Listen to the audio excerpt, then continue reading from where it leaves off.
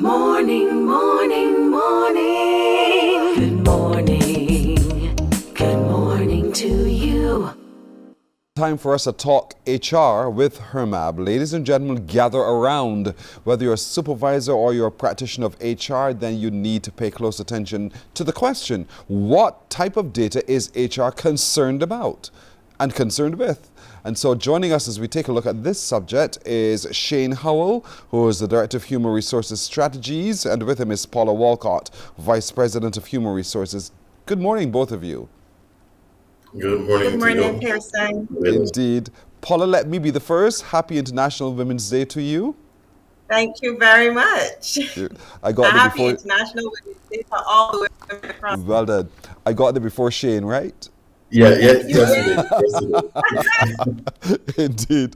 Now, today we're looking at this subject. What type of data is HR concerned with? And I'll start with you, Paula. What type of data is HR concerned with? So HR is concerned with any data that allows us to make better decisions and basically to run the business. What that looks like from a business perspective is anything, whether it's about profitability, whether it's about output, interested in that because we have to align our strategies with it as well.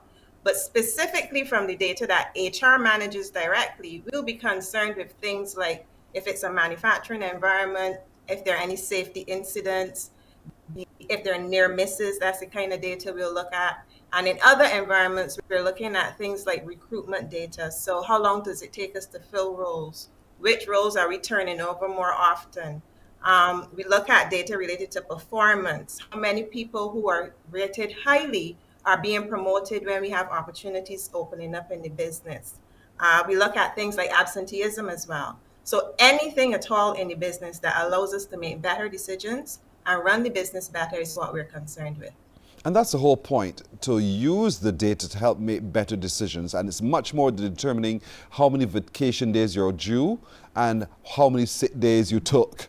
All of those, it's much, much more than that. And so it seems as if, Shane, there's the ever-evolving face of HR.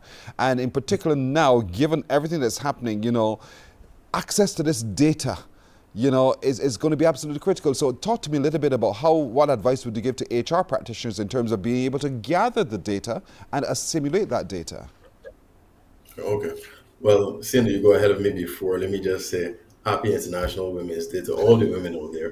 But when it comes to gathering the data, I think for the most part, from years ago when we had companies, we were gathering data, whether it be through a traditional paper application form, or obviously the systems have evolved now where a lot of applications are actually through online systems. So we have been able to gather data throughout time quite easily. The concern at this point in time is more so how do we secure that data and ensure that only those persons who need to have access to the data have access to that data. So for example, let's look at the bulk of businesses in Barbados are small businesses, and therefore they may not have complex IT systems as opposed to maybe a larger organization. So companies are still using folders, the manila folders with all the forms and the application forms and medical forms and so on. And one simple thing that can be done is to ensure that the segregation of the different types of information in the file that is relevant. So let's say, for example, Pearson, you have your your employee file, and there is no reason why, let's say you have a new manager and the new manager comes in and they want to get a sense of your performance over the last 5 years.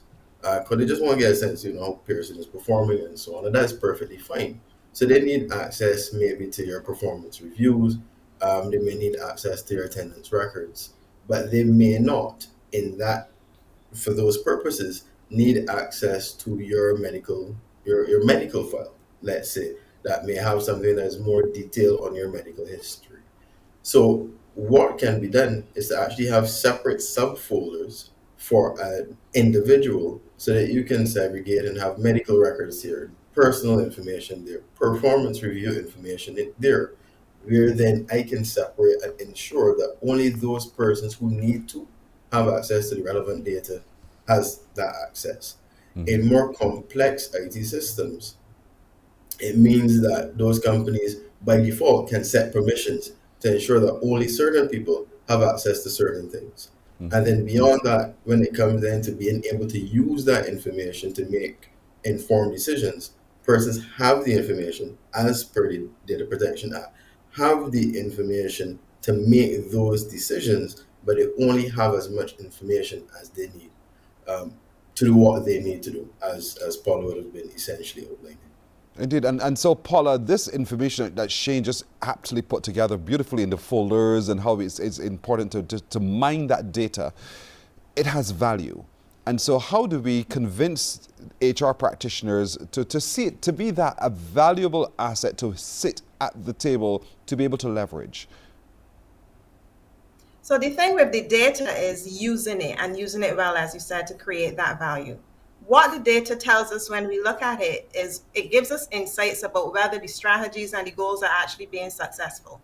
So you're in business to achieve something, data will help us to understand whether we're doing that. One of the easiest ways we can get to a place where we use data is through surveys, and it doesn't have to be complicated. Yes, there are tools available online to create surveys, but if you have a small shop and you realize that every 3 months you have to change your employee, then you can ask yourself some questions. Come up with what's most important. What are you looking for? What do you value most in these hires? Come up with 2 or 3 questions. And every time somebody's quitting that job, then ask those same 3 questions. Over a period of time, you've created a database of data that you can then use to get valuable insights into why are people leaving this role. And then you can make better decisions when it comes to hiring. So HR can really get value out of the data. Another way we use data and add value is by using data to educate. Sometimes we need to convince people that what we are saying makes more sense than what they are saying. And data helps us to build a strong case for why we need to change certain things in the operation. The other way we can use data is really to reinforce positive behaviors. So you may have 2 shops, and one shop is outperforming the other. When you really look what's happening, it may be that the supervisor at that shop is superior to the other person. There's certain behaviors they exhibit. The people who work in that particular shop feel more engaged. When you ask questions related to those things, and again, collate that data and build it up over time, you're then able to have real conversations with the other supervisor to say, listen, these are the behaviors that lead to better outcomes. And if you maybe try to apply some of this, we may see better results or better sales at this location. So those are some of the things that HR practitioners can do or business owners can do when they put on their HR hats to see better outcomes and really to achieve the goals of the company. Understanding the data, gathering the data and being able to understand that data. But oftentimes, Shane, you know, the data feels to some employees as though it is always skewed against them. You know, it's always about the organization's goals. It's always about them and the money and the bottom line. But it feels then as if you're mining my data just to meet that particular cause, but somehow it doesn't trickle down to my benefit. So talk to me later, is there any benefit to the employee from the gathering of the data? Yeah, yes, definitely. Ultimately, I think employee success by default hinges on the success of the business. If you don't have a successful business, then there's really no space for employees. So the business must be successful, but employees by default should be beneficiaries or benefactors of those benefits. So when it comes to data, it's no different. Paula actually just started to give a fantastic example of where employee development can come as a direct result of the use of data. So immediately when you're using data and trying to, for example, calculate or better understand what are the training needs, what are the competency gaps. So essentially, where are our people performing really well, or where are individuals performing really well, vis-a-vis where are there opportunities for improvement. Again, whether en masse, that is all of our employees. And a good example of that would have been a few years ago with the introduction of the Safety and Health at Work Act, where we had significant training in safety that persons had never been exposed to before, and they recognized that there were significant gaps in their knowledge and by extension practices. So by default, there's an opportunity there when it comes to skill development. Outside of that, data can be used for promotional opportunities. So looking at your performance data over time, a company can essentially look back and say, well, this particular candidate has been performing at a very high level for an extended period of time. When opportunities for promotion or gain development come up, this individual is a person who we should have within our line of sight as a strong contender for that role. So you have that as well. Another area that persons may not necessarily think about would be something as simple as when it comes to personal data. When we have hurricane season, the simple fact that I have personal data means that the company can reach out and provide support. So access the person first, and then reach out and provide support if we can't get in contact with the individual. I know companies that would have gone out in the district because they had the address. That is a form of personal information that allows them to go and support employees who may be a victim of catastrophic circumstances. So you have several, and the last one I want to mention, which is the less discussed but a very real opportunity, is medical information. Now, it is obviously one of the most sensitive forms of data, Mm-hmm. but if a company has medical information or is tracking, this is where our employees are having challenges. They can actually design benefits programs to support those employees. So beyond the standard, medical pension plan and so on, they can actually tweak those benefit programs to appeal to the needs of their people as opposed to something that's a bit more generic, and across the board. So there are so many opportunities where employees are actually beneficiaries of the use of data within organizations. That requires, to my mind, a little bit of honesty and vulnerability at the same time, because an employee would say, I'm not going to tell them, because you know how it is with HR, sometimes it gets out, and I don't want to share my data because I feel as though somehow someone is going to go rifling through my file to get to know things about me without me knowing. Let's talk a little bit about the security that would be required surrounding a person's file and the data surrounding that individual or individuals. What do you suggest, Shane? Okay, so essentially the act speaks very clearly to who uses data and how much access they have. Um, that is something that an HR department needs to look at seriously and determine again the permissions that different individuals within the organization have. Yeah, that individuals have. And then beyond that, there's the opportunity for education. So even within a person completing an application form, the form should give some sense of how this information is going to be used. That is a form of education. For persons within the organization, there's nothing wrong with sending communication, having discussions. So just informing persons how information is going to be used because there may actually be changes as a result of the Data Protection Act.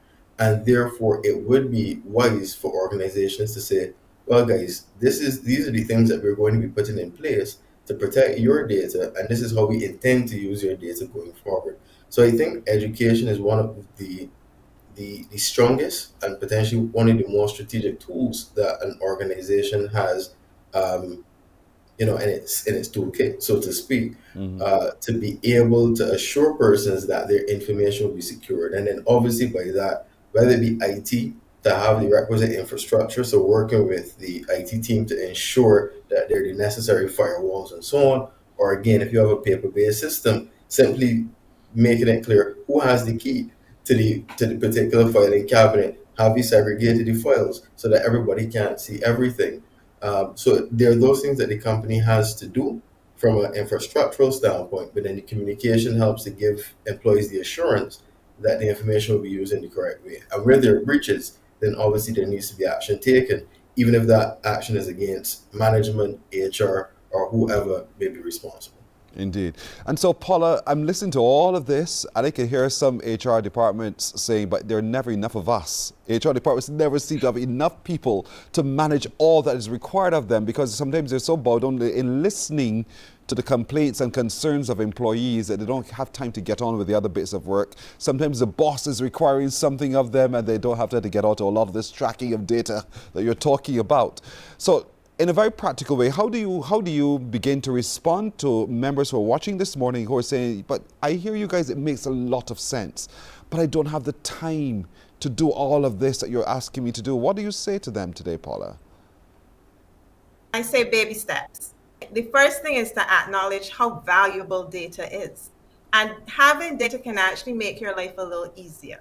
Because if you zone in on what the gaps are in the organization and where you really need to step up and support the business achieve those goals, identify what that is first. And once you've identified it, you can come up with a small survey that allows you to start to build your own database of data. The survey will take care of that part. It's then when you receive the impact, the insights you take from that. And more importantly, when you get those insights, you build a case, you educate about the need for change, and those changes may actually result in your HR work getting a lot easier. So maybe step to eat the elephant with one bite. You start small and you build from there. Basically, bite the elephant one bite at a time, indeed. Thank you so much. Now, listen, this is all part, folks, of you watching, this is all part of what's going to be coming up next week at the HR Boot Camp that's going to be happening on, if you haven't yet already registered for the 16th and the 17th of March, then you should register today.